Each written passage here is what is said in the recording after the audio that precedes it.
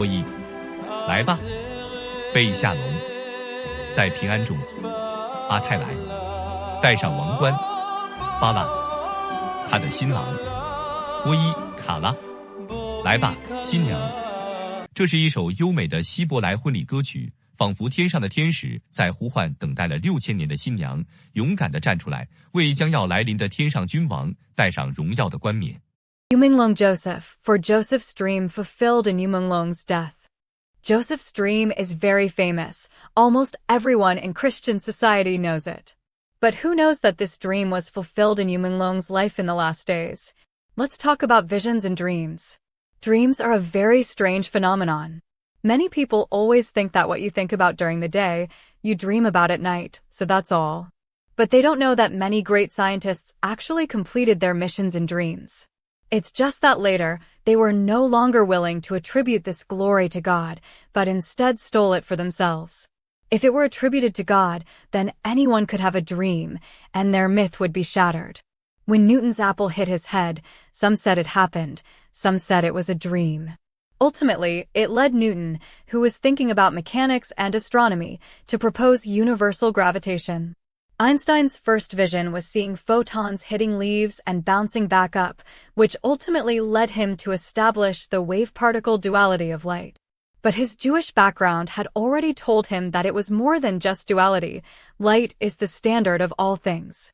Of course, the final mathematical derivation was the work of his then-wife, which explains why her divorce settlement included Einstein's Nobel Prize money.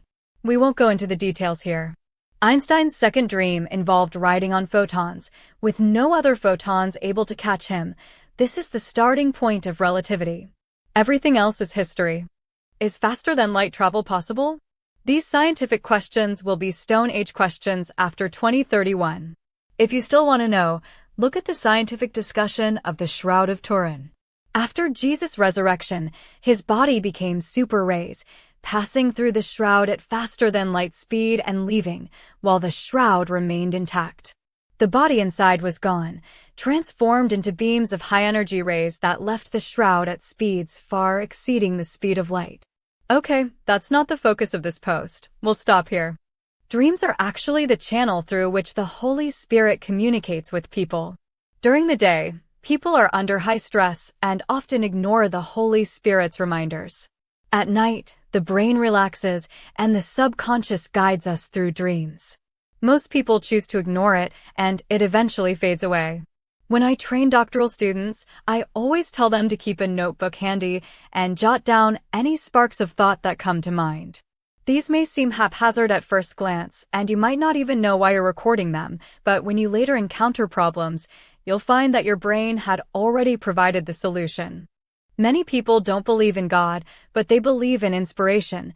This is one way to capture inspiration. Of course, everyone has their own methods, but the most important thing is to relax your mind and record things diligently. Of course, methods relying on alcohol, sex, or drugs should be avoided. Inspiration is exceptionally important, especially in the end times, especially for those willing to speak out. Those ultimately on the ark are like Joseph, foolish, unaware of how to protect themselves, saying whatever comes to mind. Joseph's 2 dreams not only affected his life, leading to his betrayal due to his brother's jealousy, but also directly influenced his final fate. In those days, Joseph was 14 years old, and Jacob was 105. Jacob's family fought a fierce battle against the armies of the Canaanite kings, numbering in the hundreds of thousands. His 10 brothers fought bravely and relentlessly, risking their lives. But Joseph, an adult, hid in the rear with women. After the battle, Joseph told his brothers, "Although you were brave, I will ultimately achieve more than you," because Jacob knew Joseph would eventually save the family. Before this even happened, Jacob gave Joseph a coat of colorful fabric and appointed him overseer, exempting him from the arduous task of tending the sheep in the sun and rain.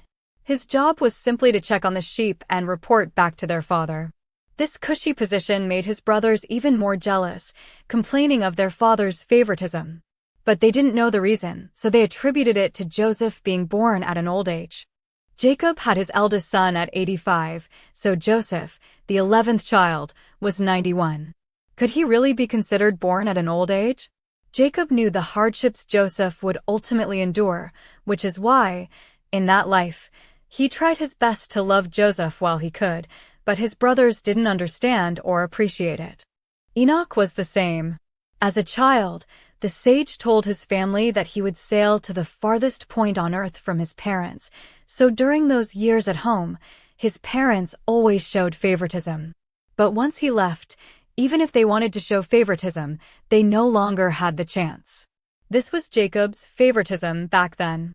Joseph's two dreams, the first being bowing down to sheaves of grain, and the second being bowing down to the sun, moon, and 11 stars, are, of course, Joseph's life. Ultimately, Jacob and his brothers all submitted to Joseph. He achieved this through hardship and suffering.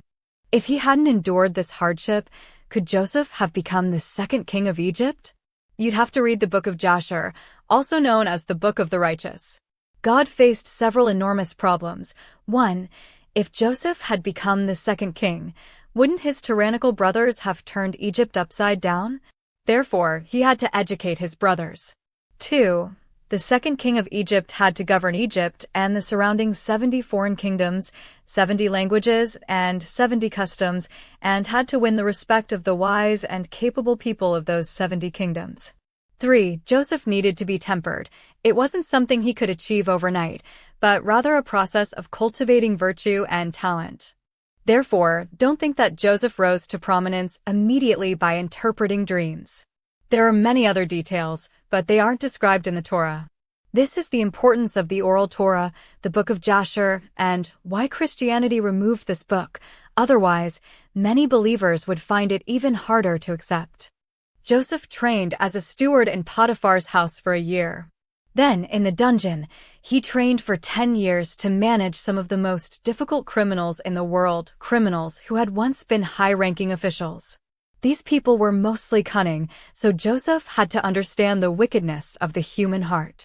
In fact, according to the customs of the time, Joseph would have been killed for the scheme orchestrated by Potiphar's wife.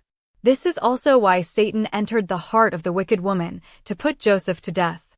Ultimately, Potiphar summoned a wise man to judge the case. The wise man, based on the tear in Joseph's clothes, determined that Joseph had been framed. Therefore, Potiphar imprisoned Joseph. This is the price of righteous conduct, not promotion, but a heavy price to pay. This can be seen as the price Yu Menglong paid for his innocence. Regarding the interpretation of Pharaoh's dream, although the cupbearer was reinstated, it was only 2 years later that he remembered Joseph's accurate interpretation. Although Pharaoh was satisfied with Joseph's interpretation, he was still uncertain about elevating Joseph to the position of second king, and the ministers were even more unwilling. So that day, Joseph told Pharaoh that there would be joy followed by sorrow in his household. Pharaoh was skeptical. That evening, joyous news came from Pharaoh's household. He had gained another son. But a few hours later, before Pharaoh could fully enjoy his joy, weeping was heard again. His firstborn son had died. In fact, God had killed his firstborn son at that moment. God killing Adam's eldest son is a fixed pattern, because Adam died and Cain died, both died in sin. God's arrangement is not a whim, but always follows this pattern. For example, Joseph, if he had acted according to human desires, Rachel would have long wanted a son, but it was constantly delayed. His first son was born to his concubine, but ultimately, he was lost. Further down the line, Judas, one of Jesus' 12 disciples, the one in charge of the money, was also ultimately lost. If you look it up, you'll find that he was Jesus' first disciple, and after Jesus accepted him, he took charge of Jesus' money bag until the end. Jesus disliked managing money, so he put his disciples in charge of finances so he could focus on preaching. On a physical level, the first of God's 12 most important kings died just before the Great Tribulation. This time it was physical death, otherwise Satan would have another pretext to attack God. We are all lost because of your arrangements. Now your God's house should also arrange things this way to be fair. But Joseph's soul will be resurrected. With the death of his firstborn son, Pharaoh understood that if he ignored Joseph, He would say tomorrow, "You will die today," and he himself would be dead. Therefore, he intentionally promoted Joseph to save his own life. But this was a matter for Pharaoh's family, and none of the ministers were satisfied. At this point, Joseph had to be given an impossible problem. Whoever wanted to govern Egypt must be able to speak 70 languages. There was a long-established rule in Pharaoh's temple. A messenger could ascend a number of steps based on the number of languages he knew. Only those who knew 70 languages could reach the same steps as the Pharaoh and speak with him. Therefore, it was an extremely difficult test, and everyone thought Joseph had no chance. But God had foreseen this day. Joseph, while in the dungeon, had communicated with prisoners from 70 different nations, mastering many languages. Even so, God sent an angel to meet Joseph at midnight to reinforce his speech. Joseph saw a vision that night, and the next day successfully passed this most challenging test, fluently answering the minister's questions in all 70 languages. Ultimately, everyone was convinced, and Pharaoh promoted Joseph to the position of second king, second only to Pharaoh. This was also the arrangement for all the kings of Adam's family. They were all second kings, deputies, in the house of Israel. Joseph became second king at the age of 30, married the daughter of a priest, and had 2 sons. This wife was no ordinary woman. Years ago, Shechem had defiled Dinah, who gave birth to a daughter. Jacob left the girl by the roadside, along with a sheepskin in his bundle, on which was written, "Whoever raises this girl will receive Jacob's blessing and a token of Jacob's household." This foster father, after having the child, began to rise in officialdom, eventually becoming a priest. The girl was as beautiful as Dinah, and only agreed to marry the handsome Joseph. When Joseph saw his father's sheepskin and the token, he understood everything. Therefore, Joseph ultimately became Shechem's son-in-law, inheriting all the heavenly blessings of Adam's house. This is why Joseph could directly represent Adam's house, just as David represented the king of Israel.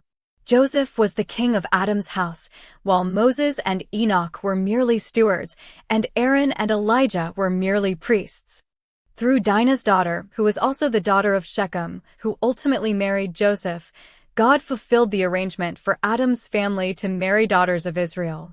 This is why Joseph, in the last days, would not marry any mortal.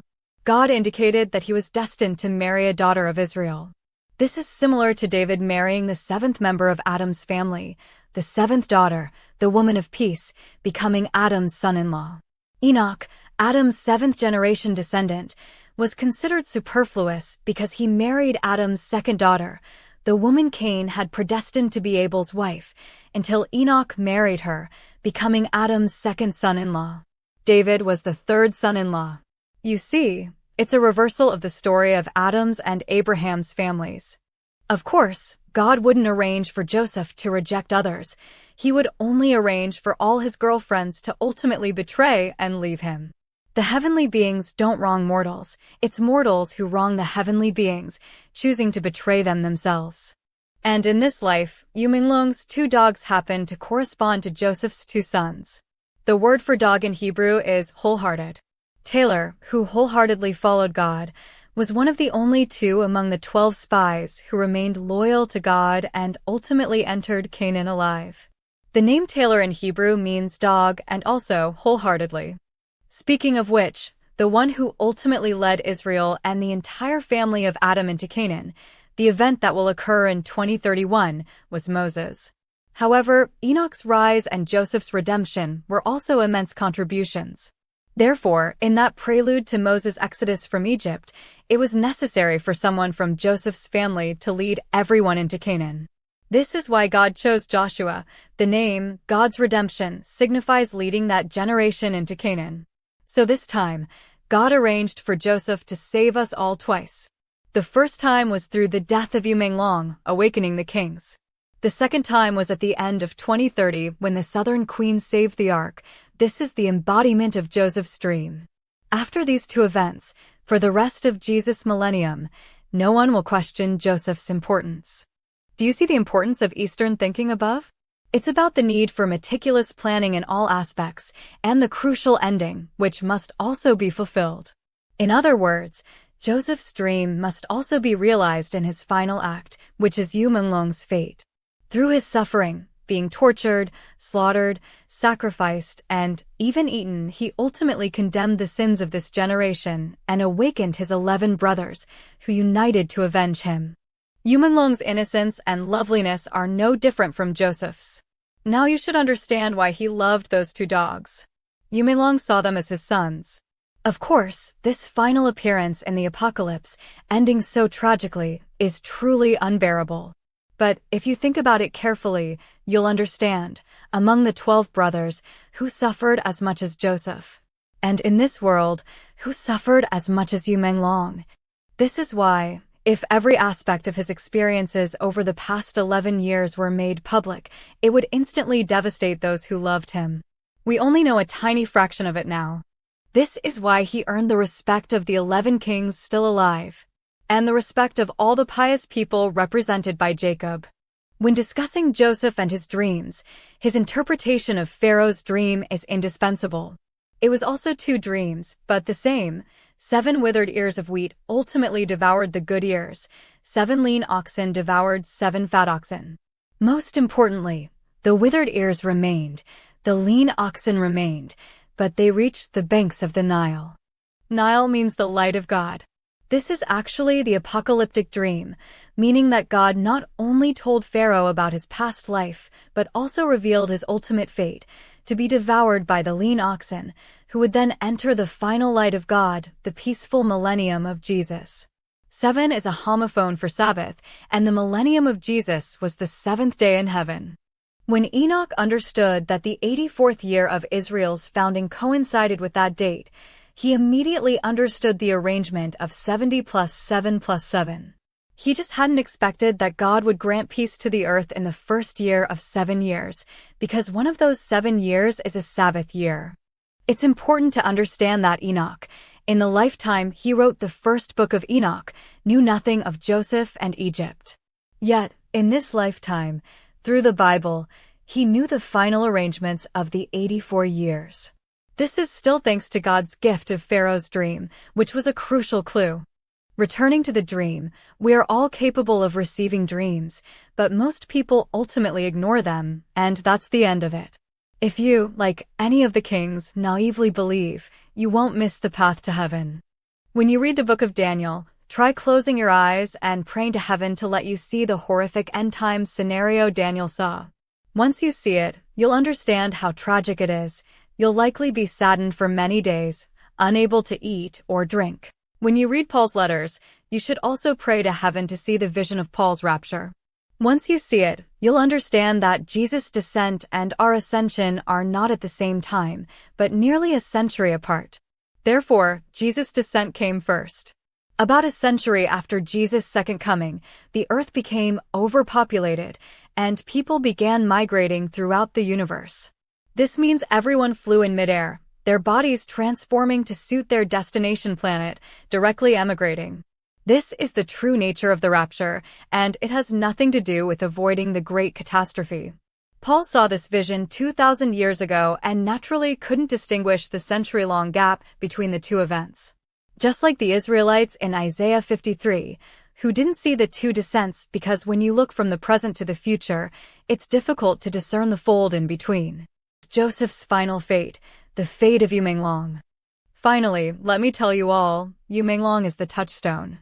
The vast majority of those who are disgusted with and avoid him are CCP trolls. So avoid those media outlets, because you will eventually be bitten by the venomous snake. Those who dare to speak out for this will be spared the harm of the first wave of disaster, and their families will be safe. Those who are harmed for seeking the truth will share in heavenly blessings with Yu Menglong and Joseph. It will just take 2.5 years. After Enoch accomplishes his mission, he will go to hell and release these righteous people back to the ark. We will share God's love in heaven. May every reader be at peace.